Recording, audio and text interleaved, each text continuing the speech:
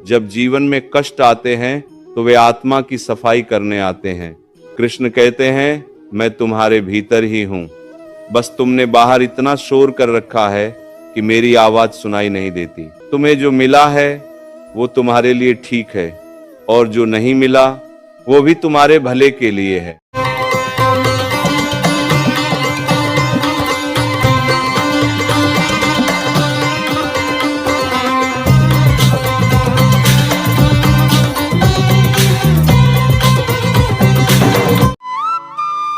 राधे राधे प्यारे भक्तों, कृष्ण कहते हैं, जब मैं तुम्हारा सब कुछ छीनता हूं तब मैं चाहता हूं कि तुम मुझे पकड़ लो। सोचो, अगर जीवन में सब कुछ हमारे मन के अनुसार चलता रहे तो हम भगवान को क्यों याद करेंगे? हम तो खुद को ही सर्वशक्तिमान समझने लगेंगे। लेकिन जब योजनाएं टूटती हैं, रिश्ते बिखरते हैं, सपने अधूरे रह जाते हैं, तब हमें एहसास होता है कि कोई शक्ति है जो सब चला रही है। वही एहसास हमें भगवान तक ले जाता है। जब तुम गिरते हो तो लगता है सब खत्म हो गया, लेकिन कृष्ण कहते हैं, हर गिरना एक नई शुरुआत है। गिरने से हम सीखते हैं। हम समझते हैं कि जीवन केवल जीत का नाम नहीं है, हार भी सिखाती है, असफलता भी रास्ता दिखाती है। जो आज रो रहा है वही कल मुस्कुराएगा, जो आज खाली है वही कल भर जाएगा, जो आज अंधेरे में है वही कल प्रकाश बनेगा। जब रात बहुत गहरी हो जाती है तब सुबह करीब होती है।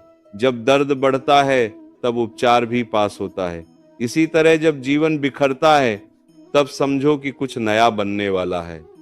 पुराना टूटे बिना नया नहीं बनता। कृष्ण कहते हैं, हर अंत में मैं हूं और हर शुरुआत में भी मैं ही हूं। कभी कभी हमें लगता है कि कोई हमें समझ नहीं रहा, कोई हमारे दर्द को नहीं जानता, लेकिन उस गहरी खामोशी में एक आवाज होती है, मैं यहां हूं। जब संसार सो जाता है तब आत्मा जागती है, और उस जागरण में हमें महसूस होता है कि यह दुख हमें ईश्वर से मिलाने आया है। कृष्ण कहते हैं, तुम्हें जो मिला है वो तुम्हारे लिए ठीक है, और जो नहीं मिला वो भी तुम्हारे भले के लिए है। हम अक्सर सोचते हैं कि अगर हमें वो नौकरी मिल जाती, वो रिश्ता बन जाता, वो सपना पूरा हो जाता तो हम खुश होते। लेकिन शायद भगवान कुछ और बेहतर योजना बना रहे होते। हर अधूरी इच्छा हमें सिखाती है कि सच्ची शांति बाहर नहीं, भीतर है। जब दिल टूटता है तो बहुत दर्द होता है, लेकिन वही टूटन हमें सच्चा बनाती है। हम दूसरों का दर्द समझने लगते हैं, हम नम्र बनते हैं, और नम्रता में ही भगवान बसते हैं। जब दर्द हद से ज्यादा बढ़ जाता है, जब हर कोशिश के बाद भी कुछ ठीक नहीं होता, तब इंसान अंदर से टूटने लगता है। वह सोचता है, क्यों मेरे साथ ही ऐसा हो रहा है, मैंने ऐसा क्या किया? लेकिन सच यही है कि अक्सर वही समय हमारी आध्यात्मिक यात्रा की शुरुआत होता है। वही दुख हमें भगवान के करीब लाता है, वही टूटन हमें अपने असली स्वरूप से मिलाती है। आज कल्पना करो कि स्वयं श्री कृष्ण तुम्हारे दिल से बात कर रहे हैं। वह कह रहे हैं, नाकार जिसे दुख मिला है वही मुझे सबसे पहले पा सकता है। कृष्ण कहते हैं, जब संसार तुम्हें तोड़ देता है तब मैं तुम्हें जोड़ने आता हूं। जब जीवन तुम्हें रुलाता है तब वह तुम्हें खाली कर रहा होता है, ताकि मैं तुम्हारे भीतर उतर सकूं। सोचो, अगर एक पात्र पहले से ही भरा हुआ है तो उसमें कुछ नया कैसे डाला जा सकता है? उसी तरह जब हमारे मन में शिकायतें, अपेक्षाएं, इच्छाएं और अहंकार भरा होता है, तब वहां भगवान के लिए जगह नहीं बचती। इसीलिए दुख आता है। दुख हमें खाली करता है। वह हमारे अंदर का अहंकार तोड़ता है। वह हमें झुकना सिखाता है। जो व्यक्ति सुख में डूबा होता है वह बाहर की दुनिया में उलझा रहता है। उसे लगता है कि सब कुछ उसी के प्रयास से हो रहा है। वह भगवान को याद तो करता है पर दिल से नहीं। लेकिन जो व्यक्ति दुख में होता है वह भीतर झांकना शुरू करता है। जब बाहर कोई सहारा नहीं मिलता तब वो अंदर देखता है और उसी खामोशी में उसे भगवान की आवाज सुनाई देती है। कृष्ण कहते हैं, मैं तुम्हारे भीतर ही हूं, बस तुमने बाहर इतना शोर कर रखा है कि मेरी आवाज सुनाई नहीं देती। कभी अपने आंसुओं से शर्म मत करो, ये आंसू कमजोरी की निशानी नहीं है। ये आंसू तुम्हारे अंदर की सफाई कर रहे हैं। जैसे बारिश धूल को धो देती है, वैसे ही आंसू दिल की कठोरता को धो देते हैं। जब तुम रोते हो तब तुम्हारा अहंकार टूटता है। तुम स्वीकार करना सीखते हो कि तुम सब कुछ नहीं संभाल सकते, और उसी स्वीकार में भगवान प्रवेश करते हैं। कृष्ण कहते हैं, जब तक तुम्हारे दिल में मैं बचा है तब तक हम नहीं बन सकता। जब मैं टूटता है तब मैं और भगवान एक हो जाते हैं। हम अक्सर सोचते हैं कि भगवान की कृपा का मतलब है सुख, धन, सफलता, लेकिन कृष्ण कहते हैं, जिस पर मैं विशेष कृपा करता हूं उसे मैं परीक्षाओं में डालता हूं। क्यों? क्योंकि परीक्षा से ही इंसान मजबूत बनता है। अगर सोने को आग में न तपाया जाए तो वह चमकता नहीं। अगर बीज मिट्टी में दबकर सड़े नहीं तो अंकुर नहीं बनता। जिस आत्मा को भगवान अपने करीब लाना चाहते हैं उसे वह जागृत करते हैं, और जागरण हमेशा थोड़ा दर्द लेकर आता है। दुख कोई सजा नहीं है। दुख एक संकेत है कि तुम्हारे जीवन में कुछ बड़ा होने वाला है। भगवान तुम्हें साधारण से असाधारण बनाना चाहते हैं। वह चाहते हैं कि तुम केवल सांसारिक व्यक्ति ना रहो, बल्कि आध्यात्मिक बनो। जब तुम्हें दर्द होता है तो भगवान दूर नहीं जाते, वो और करीब आ जाते हैं। वो तुम्हारे आंसुओं में छिपे होते हैं, वो तुम्हारी धड़कनों में साथ चल रहे होते हैं। बस फर्क इतना है कि हम उन्हें देख नहीं पाते। कृष्ण कहते हैं, जो आत्मा दर्द सह चुकी है वह मेरे सबसे करीब है। जब सब कुछ अच्छा चल रहा होता है तब हमारी प्रार्थना औपचारिक होती है, हम बस नाम ले लेते हैं। लेकिन जब सब कुछ छिन जाता है तब दिल से पुकार निकलती है। वही सच्ची प्रार्थना है, वही पुकार सीधे भगवान तक पहुंचती है। हर आंसू एक प्रार्थना है। उसकी कोई आवाज नहीं होती, लेकिन उसकी गूंज बहुत गहरी होती है।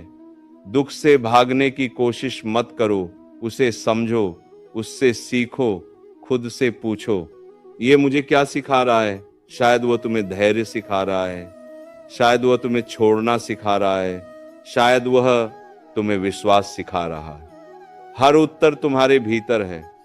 जो परिस्थिति के आगे झुक जाता है वह संसार के हाथों खेलता है, लेकिन जो परिस्थिति के बावजूद स्थिर रहता है वो भगवान के सानिध्य में आता है। स्थिरता का मतलब यह नहीं कि दर्द नहीं होगा, इसका मतलब है दर्द के बावजूद विश्वास बना रहे। जो व्यक्ति खुद दुख से गुजरता है वही दूसरों का दर्द समझ सकता है। दुख हमें करुणामय बनाता है, और करुणा ही सच्चा धर्म है। जब तुम किसी रोते हुए व्यक्ति के आंसू पोंछते हो तब तुम भगवान का काम कर रहे होते हो। यहाँ पुनर्जन्म का मतलब शरीर बदलना नहीं है, इसका मतलब है अपने पुराने स्वभाव को छोड़कर नया बनना। जब अहंकार मरता है तब आत्मा का जन्म होता है। जब शिकायतें खत्म होती हैं तब कृतज्ञता जन्म लेती है, और यही सच्चा आध्यात्मिक जन्म है। जीवन में चाहे कितनी भी कठिनाई आए, विश्वास मत खोना। विश्वास ही वह दीपक है जो अंधेरे में रास्ता दिखाता है। अगर आज सब कुछ बिखर गया है तो घबराओ मत। हो सकता है भगवान तुम्हें किसी बड़ी भूमिका के लिए तैयार कर रहे हो। कृष्ण कहते हैं, डर मत, मैं तुम्हारे साथ हूं। जब तुम थक जाओ तो रुक जाओ, लेकिन हार मत मानो। जब रोना आए तो रो लो, लेकिन उम्मीद मत छोड़ो। जब सब छूट जाए तो मुझे पकड़ लो। दुख तुम्हें तोड़ने नहीं आया है, वह तुम्हें गढ़ने आया है। वह तुम्हें उस ऊंचाई तक ले जाने आया है जहां से तुम जीवन को नए नजरिए से देख सको। जीवन में दुख आए बिना कोई नहीं बचता। कभी नौकरी चली जाती है, कभी कोई संबंध टूट जाता है, कभी स्वास्थ्य में कमी आ जाती है। ये सब दुख है। कृष्ण हमें यही समझाते हैं, दुख किसी भी कीमत का दंड नहीं है, न ही भगवान की नाराजगी का सबूत। दुख एक रास्ता है, वो रास्ता जो तुम्हें भीतर की सच्चाई से मिलवाता है। जब तुम समझ लोगे कि हर घटना किसी न किसी कारण से हो रही है और वह कारण परमात्मा की योजना का हिस्सा है, तो तुम्हारा नजरिया बदल जाता है। दर्द अब दुश्मन नहीं रह जाता, वह एक शिक्षक बन जाता है। और जब तुम दुख को समझकर स्वीकार कर लेते हो, तब तुम्हारे भीतर एक गहरी शांति पैदा होती है। किसी भी तकलीफ से भागना आसान लगता है। लोग उठते हैं, बहाने ढूंढते हैं, किसी न किसी को दोष देते हैं और इससे समस्या हल नहीं होती। भागने वाले का मन बाहर ही रहता है, वह हमेशा बेचैन रहता है। पर जो व्यक्ति रुककर जो हुआ उसे देखकर और समझकर जीता है, वही स्वतंत्र होता है। स्वीकार करने का मतलब यह नहीं कि तुम पासिव हो जाओ। स्वीकार करना मतलब है ये मान लेना कि ये घटना मेरे जीवन में किसी कारण से आई है। और जब तुम ऐसा मानते हो, तब तुम्हारा डर घटने लगता है, तुम्हारे विचार ठंडे पड़ते हैं, भावनाएं नियंत्रित होती हैं और तुम बेहतर निर्णय ले पाते हो। दुख अंदर की मैल साफ करता है, जैसे बारिश मिट्टी की धूल धो देती है। जब जीवन में कष्ट आते हैं तो वे आत्मा की सफाई करने आते हैं। वे हमारे अहंकार, हमारे दंभ और हमारे भ्रम को हटाते हैं। जिस तरह बर्तन पर जमी गंदगी को हटाने पर दर्पण सा चमक आता है, वैसे ही दुख हमें अंदर से साफ कर देता है, ताकि अंदर का परम आत्मा दिख सके। यह भी ध्यान रखना जरूरी है कि दुख हमेशा निरर्थक नहीं होता। कई बार वो ऐसी चीजें हटा देता है जो हमारे मार्ग में रुकावट बना रही थी। कोई रिश्ता तुमसे छूटता है तो यह जरूरी नहीं कि वो तुम्हारे नुकसान के लिए हो, बल्कि हो सकता है कि वो तुम्हें उस दिशा में जाने से रोक रहा था जहां तुम्हें बढ़ना था। कृष्ण कहते हैं कि दुख के पार जो है वह शांति, प्रेम और आत्मज्ञान है। जो मनुष्य दुख के पार पहुंच गया, उसे किसी बात की कमी नहीं रहती, क्योंकि उसने ये जान लिया कि भगवान दूर नहीं है, वह भीतर ही है। जब मन स्थिर होता है तब भगवान दिखाई देते हैं। इसका मतलब है कि शांति और स्थिरता से ही हम अंदर के सत्य को पहचान पाते हैं। स्थिरता तब आती है जब हम स्वीकार करते हैं कि हर घटना किसी बड़े उद्देश्य का हिस्सा है।